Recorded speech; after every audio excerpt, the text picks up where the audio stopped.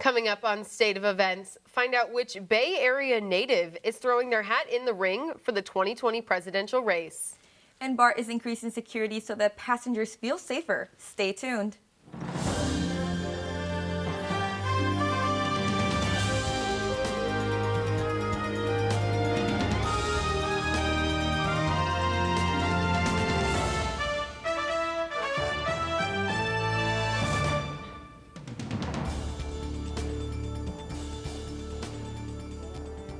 Welcome to State of Events. I'm Nicole Gitsky. And I'm Alexis Gonzalez. Let's get down to our top story.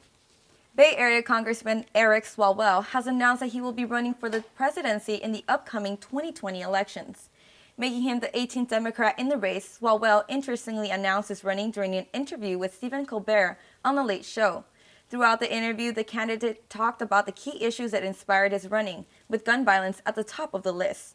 Swalwell is hosting a town hall meeting today in Florida near the scene of the Parkland shooting, in which 17 individuals were killed, to talk about gun control. More than 20,000 people are expected to attend. A person was struck and killed by a BART train at the El Cerrito del Norte station Monday morning. BART was forced to temporarily close the El Cerrito del Norte and Richmond stations, causing major delays along the Richmond line. The identity of the individual has not been released. In an effort to make riding BART a safer experience, the Transportation Agency announced that it will be implementing a new safety and security plan. Hours and work weeks will increase for fare inspectors and police officers. More employees are expected to be seen on trains and platforms. The agency said that they are simply corresponding to concerns made by the riders. The founder of cryptocurrency company Ripple has made a generous donation to his San Francisco alma mater. Chris Larson and his wife Lena Lamb have already donated $3 million in cash and have guaranteed his alma mater will make the difference up until the school has the promised $25 million. The donation is a digital-only currency. As of Friday, the value for the November donation came in for about 56 million XRP and has fluctuated since. San Francisco State is pending approval from the California State University Board of Trustees to name the university's College of Business the Lamb Family College of Business. For those of you graduating this semester and are looking for some helpful advice on your future, Lisa Liberniak is in the studio with the Director of SF State's Career Services and Leadership Development, Orlando Harris. Lisa? Did you know that there's 49 more days until graduation, including weekends, about 5 weeks until finals, and only 2 more days till SF State's Spring Career Fair? Yes, that's right. 2 days. Although it can be scary starting a new chapter in life, there is a community out there to help you prepare. With that said, I am honored to be here today with CSLD Director Orlando Harris. Thank you for coming, Orlando. My pleasure. Thank you for the invite. Of course. So it's April and thousands of students are graduating this semester. What are some of the events going on this month that can help them better prepare? First thing I would tell them to do is relax. There's a community of people out there willing to help them. First thing they need to know is where we're located. We're in the Student Services Building, room 301. We're also available via web at csld.sfsu.edu. Now, Thursday, we have a career fair. We have 80 plus employers showing up. So if they're looking for a job, if they're looking for an opportunity, please come to the career fair. They can register via handshake on that for the career fair, or show up and we'll register them on site. But in addition to that, even today, we're having another event where we actually teach them how to work a career fair. So not only are we providing the career fair, but we're providing information on how to best take advantage of the career fair itself. Additionally, there's a resume workshop. So all of those things they need to do in order to prepare, we have the resources available for them. Awesome. And I know that there is a lot of students that are having success with going to the career fair. Can you tell me about an experience that someone had after the career fair and if they have a job now? It's ironic that you asked me that because I'm wearing Warby Parker glasses. And one of the students, Warby Parker, came to one of our career fairs. I showed up at Warby Parker unknowing to pick out glasses, and he literally said, "You're my director." Wow. I got a job at the career fair here at Warby Parker. And so our students are all over the San Francisco Bay Area with those jobs, with those opportunities, but that's just one example. Another example is that we had an idea of working with Wells Fargo, and today Wells Fargo now will hire our students for one of their most premier internship programs. And that's because of the work that the office is doing on behalf of our students. That's awesome. And also, last thing, what should students start doing right now? I mean, graduation is next month, but what should they start doing to prepare, like as far as resumes, cover letters? I know you guys offer resume workshops and stuff like that. We do, but if they don't know, come to the office. We have walk-in hours every day from 10 to 11, but we also have walk-in hours from 2 to 3. They can either do that or go online and schedule an appointment with one of our career counselors. The main thing I will tell a student today is do not delay any longer. Yeah. Come to the office and allow one of the staff members to work with them. Okay. Well, thank you so much, Orlando. I appreciate you being here. That was very helpful. Thank you. All right, guys, thank you so much, and back to you guys at the desk. Definitely some great tips to help us graduating students out. Next on State of Events, a new law in Brunei has sparked outrage in the LGBTQ community. And find out why a high school mural in the Richmond district is up for debate. Stay tuned.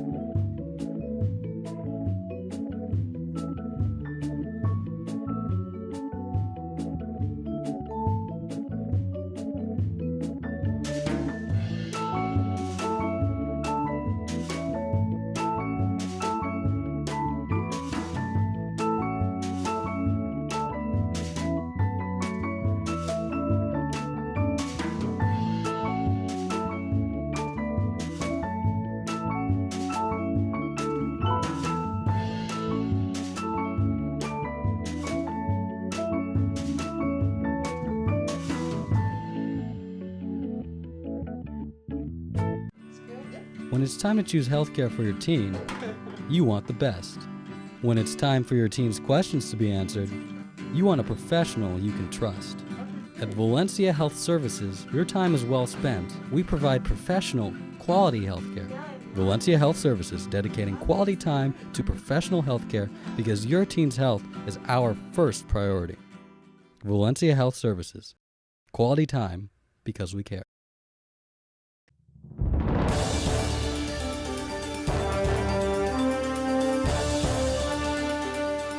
Welcome back to State of Events. I'm Nicole Gitsky. And I'm Alexis Gonzalez. Parents are pleading guilty to forming part of the college admissions scandal. Among them is Felicity Huffman, who pleaded guilty to paying $15,000 to get her daughter assistance on the SAT. Prosecutors say she may be facing up to 20 years in prison. As of now, a final verdict has not been given for Huffman and the other defendants. 2 more Bay Area parents are expected to plead guilty in the college admissions scandal. The Hillsborough couple has a daughter who allegedly was admitted to UCLA with a falsified soccer profile. Bruce and Davina Isaacson are accused of taking part in the recruitment scheme and the college entrance exam cheating scheme.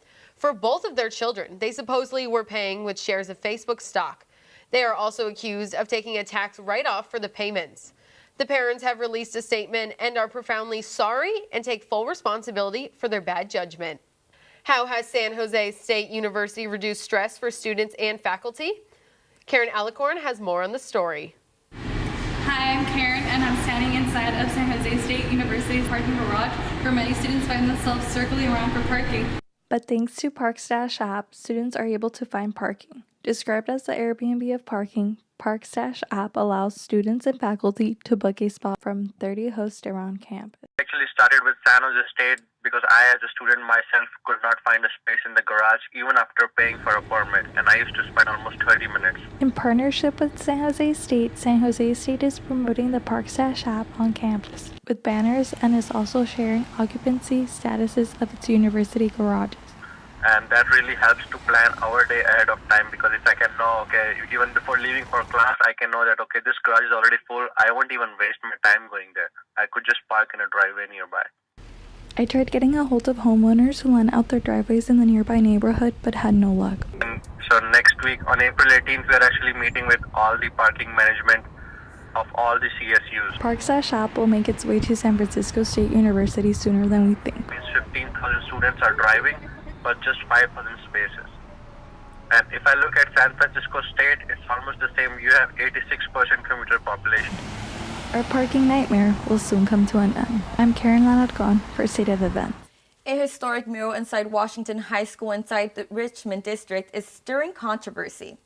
The mural, titled Life of Washington, shows black slaves picking cotton, white settlers being led by George Washington, and dead Indians.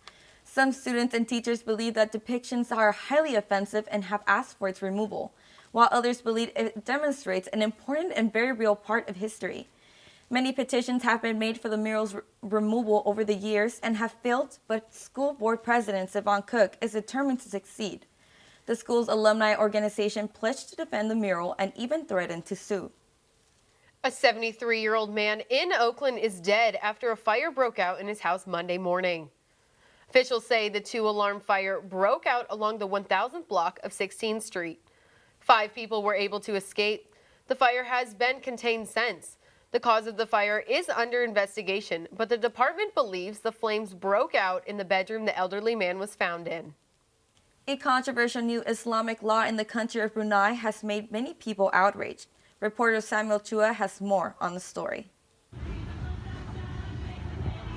I'm at the Castro, one of the first LGBT neighborhoods in the United States, to get people's opinions on the recent implementation of the death penalty against gay people in the country of Brunei. I think it's sad. I think it's barbaric. I think it's completely backwards, and it's really disappointing. It is so stupid. It is inhumane. I cannot believe they even do this. The country of Brunei is facing international outcry after implementing harsh Islamic laws that took effect April 3rd, punishing gay sex and adultery with death by stoning. Tiffany Coles, president of IGE, a SF State student organization that educates queer culture and community, reviews ways that we can bring this issue to light.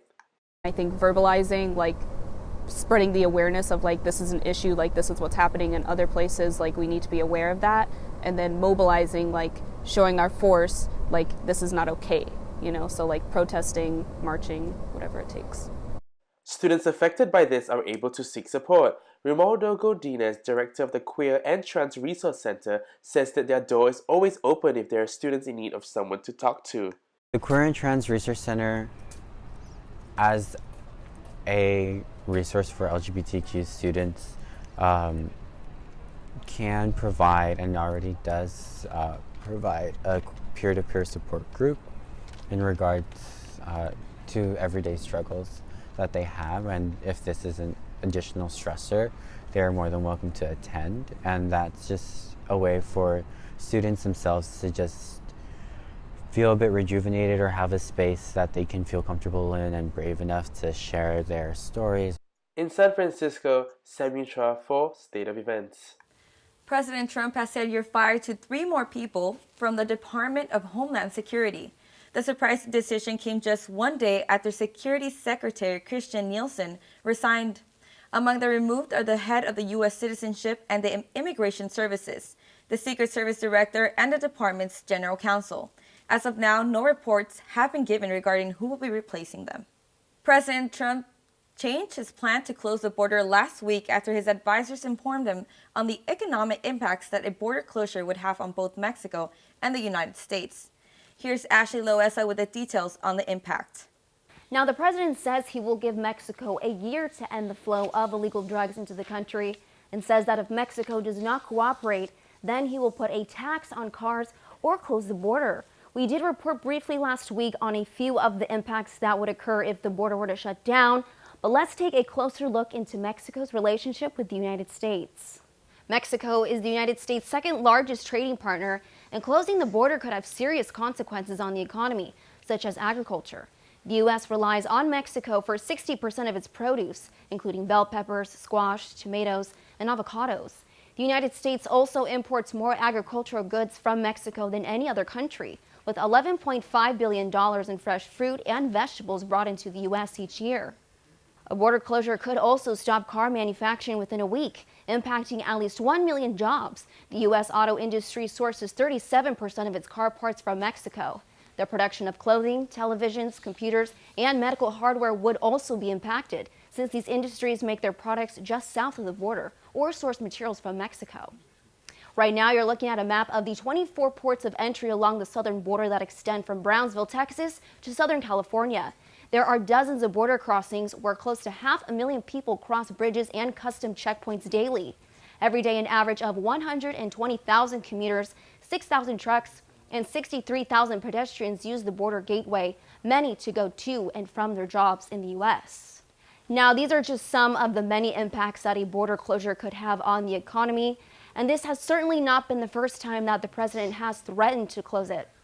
And amidst all of this, Homeland Security Secretary Kirstjen Nielsen resigned from her position in the White House on Sunday. Tomorrow will be her last day as secretary, as she will be replaced by Kevin McClellan as the acting secretary.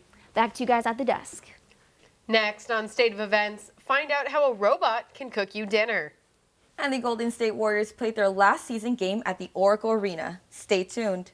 There are many important days in your child's life. Their first birthday, their first big game, their first day of school. Choosing the right school for your child sets them on a path for success. Apply on time. It's for your family's future.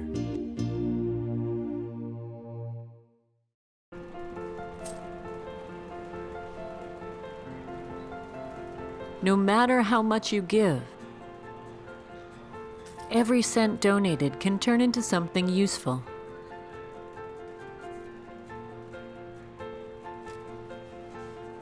Take part in building homes. Take part in building hope. Habitat for Humanity, Greater San Francisco, building homes and hope in Marin, San Francisco, and the Peninsula. Claudia is a pre-med student in search of a global health experience. She desires a program abroad that provides cultural immersion. Claudia wants a credible program that affirms her interest in the medical field. Most importantly, she seeks an international, community-based health program. Claudia finds herself with Child Family Health International. How will you distinguish yourself? Visit cfhi.org.